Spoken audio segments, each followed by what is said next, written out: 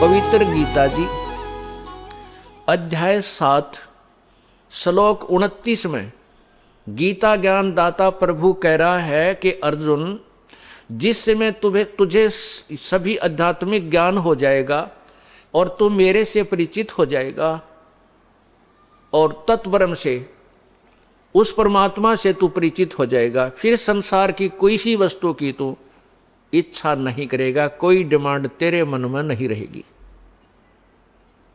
देखो कितना अच्छा ज्ञान है पवित्र गीता जी का, लेकिन आज तक हमारे को समझाने वाले नहीं मिले ठीक से। इसमें कहा है, गीता बोलने वाला भगवान अर्जुन को कह रहा है कि अर्जुन, जब तू पूर्ण रूप से तत्व ज्ञान से, आध्यात्मिक ज्ञान से पूर्ण रूप से परिचित हो जाएगा और फिर मुझे समझेगा और फिर तत्ब्रह्म को जानकर यहां की कोई भी वस्तु तू नहीं चाहेगा। 7वें अध्याय के 30 श्लोक हैं। 29वें श्लोक में ये शब्द बोले हैं। जब 8वां अध्याय प्रारंभ होता, अर्जुन ने सबसे पहले यही प्रश्न किया कि हे भगवान, किम तत्ब्रह्म पुरुषोत्तम, वो तत्ब्रह्म कौन है जो आपसे भी ऊपर है, आपसे भी कोई अन्य है, और उसको जानने के बाद आपकी सचिथि का पता होगा, तत्व ज्ञान को जानने के बाद आपको भी मैं समझूंगा, और वो ब्रह्म कौन है, तत्ब्रह्म कौन है, उसके बारे में बताइए।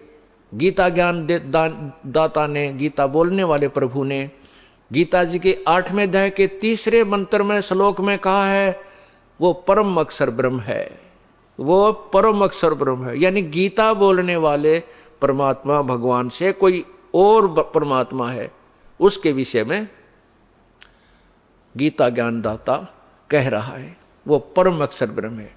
8वें अध्याय में ही फिर आगे चल के 5वें और 7वें श्लोक में गीता ज्ञानदाता भगवान अपने बारे में कह रहा है कि मेरी भक्ति कर, मुझे ही प्राप्त होगा। और 8वें अध्याय के 8, 9, 10 श्लोक में लिखा है कि जो व्यक्ति उस तत्ब्रह्म यानी परम अक्षर ब्रह्म की साधना करता है, अंतिम श्वास तक उसकी पूजा करता हुआ शरीर छोड़कर जाता है, उस परम दिव्य पुरुष सूर्य सदृश पर प्रकाशमान उस परमात्मा को प्राप्त हो जाता है। ये अपनी पवित्र गीता जी का अनमोल ज्ञान है। अब वो परम अक्षर ब्रह्म, वो सारी सृष्टि का मालिक है। उसी के लिए गीता अध्याय नंबर 18 के मंत्र 62 में कहा है गीता ज्ञानदाता ने कि अर्जुन, तू सर्वभाव से उस परमेश्वर तत्ब्रह्म की शरण में जा, परम अक्षर ब्रह्म की शरण में जा, उसकी कृपा से ही तू परम शांति और शाश्वत स्थान अर्थात सतलोक को प्राप्त होगा। शाश्वत स्थानम, शाश्वत माने सदा रहने वाला, यानी अविनाशी स्थान माने धाम, लोक, सत्यलोक को प्राप्त हो जाएगा। उस परम अक्षर ब्रह्म के ज्ञान को समझने के लिए, परम अक्षर ब्रह्म को प्राप्त करने वाली विधि को प्राप्त करने के लिए गीता जी अध्याय नंबर 4 के मंत्र 34 में कहा है कि उन तत्वदर्शी संतों की खोज कर उनको दंडवत प्रणाम कर, विनम्र भाव से कपट छोड़कर प्रसन्न कर, फिर वो तत्वदर्शी संत तुझे उस परम पिता के पाने की विधि बताएंगे। गीता ज्ञानदाता कह रहा है कि उस परम अक्षर ब्रह्म के विषय में मुझे ज्ञान नहीं है, वो उसकी प्राप्ति की विधि मुझे मालूम नहीं है, उसके लिए कोई तत्वदर्शी संत उसी प्रभु का भेजा हुआ आएगा, उस तत्वदर्शी संत को खोजना। वो तत्वदर्शी संत होगा कैसा, उसकी क्या पहचान है, पवित्र गीता अध्याय नंबर 15 के प्रथम मंत्र में ही स्पष्ट कर दिया है कि वो उसकी क्या पहचान होगी उस तत्वदर्शी संत की, कि वो उस संसार रूपी उल्टे लटके हुए वृक्ष के का पूर्ण विस्तृत विवरण देगा। स वेदवित, वो तत्वदर्शी संत होगा।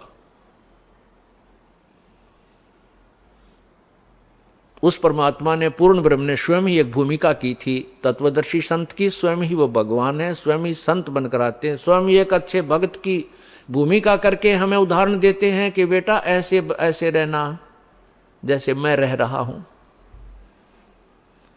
उस परमात्मा ने, उस तत्ब्रह्म ने, परम अक्षर ब्रह्म ने आकर के आप ही तत्वदर्शी संत की भूमिका निभाई थी।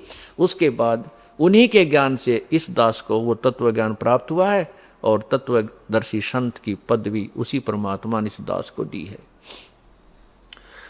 तो उस परमेश्वर ने, उस परम अक्षर ब्रह्म ने, सतपुरुष ने, कबीर परमेश्वर ने आकर के आज से 600 वर्ष पूर्व सवसंवेद यानी कबीर वाणी का के माध्यम से हमें यह ज्ञान दिया था। क्या कहा था?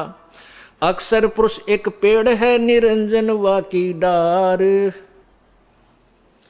अक्षर पुरुष एक पेड़ है निरंजन वा की डार, तीनों देवा शाखा है भाई पात रूप संसार। अक्षर पुरुष एक पेड़ है, निरंजन वा की डार और तीनों देवा शाखा है, ये पात रूप संसार। कितना प्यारा ज्ञान दिया गीता जी में और स्पष्ट कर दिया है कि वो तत्वदर्शी संत कैसा होगा। इस उल्टे लटके हुए संसार रूपी वृक्ष का यानी पूर्ण विवरण बताएगा। उसके तना क्या है, कौन है, जड़ कौन है, तना कौन है और वो डार कौन है, फिर वो शाखाएं, तीनों शाखा क्या हैं और संसार रूपी वृक्ष कौन है। तीनों गुण रजगुण ब्रह्मा, सतगुण विष्णु, तमगुण शिवजी रूपी तो शाखाएं हैं। नीचे जो जड़ है, मूल है उस वृक्ष की यानी संसार जहां से चला है, जिससे प्रवृत्त को प्राप्त हुआ है, वो मूल है, वो पूर्ण परमात्मा परम अक्षर ब्रह्म है। एक वृक्ष की जो जड़ होती है वो जमीन के अंदर हिडन होती है, गुप्त होती है, प्रोक्ष होती है और उससे बाहर तना होता है। तना नीचे जो जड़ है वो तो परम अक्षर ब्रह्म जानिए और जमीन से बाहर तुरंत जो मोटा हिस्सा भाग होता है वृक्ष का उसको तना कहते हैं, उसको अक्षर ब्रह्म अर्थात पर ब्रह्म जानिए। और उस फिर ऊपर जाके शाखाएं मोटी मोटी डार निकलती हैं, उनमें से एक डार को ज्योति निरंजन ब्रह्म क्षर पुरुष जानिए। उसी क्षर पुरुष एक ब्रह्म के आगे जाके 3 शाखाएं बन जाती हैं। उन तीनों शाखाओं को रजगुण ब्रह्मा, सतगुण विष्णु, तमगुण शिवजी, तीनों गुण रूपी शाखा जानिए। अब पुण्यात्माओं, इस संसार रूपी वृक्ष में एक दूसरे से जो भाग हैं ये एक दूसरे से संबंधित हैं, जुड़े हुए हैं और हम फिर आगे इस ब्रह्मा विष्णु महेश यानी तीनों शाखाओं के आगे जो पत्ते बने हुए हैं, टहनियां निकली हैं, उन टहनियों के ऊपर वो पत्ते स्थापित होते हैं, उनको संसार जानिए। हम आज संसार में हैं, आप संसार हैं, आप ब्रह्मा विष्णु महेश रूपी इन तीनों शाखाओं पे आधारित हैं। आपको इन्हीं के माध्यम से आपका किया हुआ कर्म यानी फल मिलता है, आपको आहार प्राप्त होता है। जैसे पूरे पेड़ को से आहार प्रारंभ होता है, मूल से शुरू होता है। मूल पूर्ण परमात्मा है, परम अक्षर ब्रह्म है, वही सभी का पालन पोषण करता है इस पूरे वृक्ष, संसार रूपी वृक्ष का। अब जड़ से खुराक चलती है, जड़ से आहार चलता है, तना में आया, तना से फिर उस मोटी डार में गया यानी पूर्ण परमात्मा से सबका किया हुआ कर्म का फल स्टार्ट हुआ। वो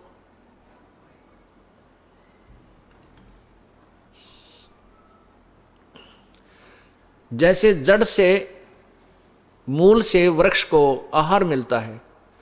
अब मूल कौन है? ये पूर्ण ब्रह्म, परम अक्षर ब्रह्म। इससे सबको किया हुआ कर्म वहां से प्रारंभ होता है, तना में आता है यानी परब्रह्म के पास आया, परब्रह्म से फिर ब्रह्म के पास यानी डार में आया, डार से फिर वो खुराक आहार, मोटी डार से फिर तीनों शाखाओं में ब्रह्मा विष्णु महेश में आया, ब्रह्मा विष्णु महेश से आगे फिर हमें प्राप्त हुआ। ये वृक्ष के एक हिस्सा है ब्रह्मा विष्णु महेश, इनको हम अलग नहीं कर सकते, इनको हम बुरा नहीं कह सकते। जैसे कई अनजान लोग हमारे ज्ञान को नहीं समझते, वो कहते हैं कि ये संत ब्रह्मा विष्णु महेश को नेग्लेक्ट करता है। ये नेग्लेक्ट हो ही नहीं सकते, ये तो हमारा अभिन्न अंग है। जब तक हम इनके अंतर्गत हैं, हम यहाँ इनके अधीन हैं। ये यहाँ के 3 लोक के एक विभाग, 3 लोक में एक के विभाग के मालिक हैं, मंत्री हैं और हम इनकी प्रजा हैं। हम इनको नेग्लेक्ट नहीं कर सकते, हम इनके विधान से बाहर नहीं हो सकते, इनके अंतर्गत हमें रहना होगा। और लेकिन इस ज्ञान को समझना पड़ेगा, इनकी कितनी पावर है, ये हमें कितना राहत दे सकते हैं। यानी पूर्ण परम अक्षर पुरुष, परम अक्षर ब्रह्म से आहार चला, वो फिर तना यानी परब्रह्म में, फिर ब्रह्म में, डार में, डार से फिर तीनों शाखाओं में, शाखाओं से आगे हम पत्तों में, ये संसार रूपी पत्तों में। ऐसे आहार यानी किया हुआ कर्म हमें इस प्रोसीजर से, इस प्रकार हमें कड़ी से मिलता है। तो इसमें कोई भी भगवान, किसी भी परमात्मा को हम अवॉइड नहीं कर सकते। प्रभु को स्वामी है ये हमारे, लेकिन हमने मूल ज्ञान को समझना है कि ये इन सबको भी पालन करने वाला कौन है, ये भी किस पर आधारित है। अब इसी का ज्ञान, इसी का प्रमाण इसी अध्याय नंबर 15 की, गीता जी के अध्याय नंबर 15 के 1 से लेकर 4 में तो ये निर्णय दे दिया कि वो संत जो पूर्ण संत, तत्वदर्शी संत होगा, ये ज्ञान बताएगा, संसार रूपी वृक्ष के प्रत्येक भाग का भिन्न भिन्न विवरण बताएगा। और फिर कहा कि जब तत्वदर्शी संत मिल जाए, 15वें अध्याय के 4थे श्लोक में बताया है कि जब तत्वदर्शी संत मिल जाए, तत्व ज्ञान रूपी शस्त्र से अज्ञान रूपी इस वृक्ष को काटकर उसके पश्चात उस परमपिता परमेश्वर की खोज करनी चाहिए, जहां पर जाने के बाद संसार में लौटकर प्राणी नहीं आते। गीता जी अध्याय नंबर 15 के श्लोक 4 में निर्णय दिया है कि जब 3 और 4 में ये निर्णय दिया है कि जब तत्वदर्शी संत मिल जाए, उस तत्व ज्ञान रूपी शस्त्र से अज्ञान रूपी उस वृक्ष को जो आपके अंदर घर कर चुका है, उसको समाप्त करके, यानी उस पूर्ण रूप से संसार रूपी वृक्ष को समझकर उसके पश्चात उस परमेश्वर के उस परम पद, परमेश्वर के उस परम पद की खोज करनी चाहिए, जहां जाने के बाद संसार में साधक संसार में लौट कर नहीं आते। और ये गीता ज्ञान दाता भगवान कहता, मैं भी उसी की शरण में हूं। गीता के यथार्थ विश्लेषण की जानकारी के लिए पढ़ें पुस्तक गीता तेरा ज्ञानामृत।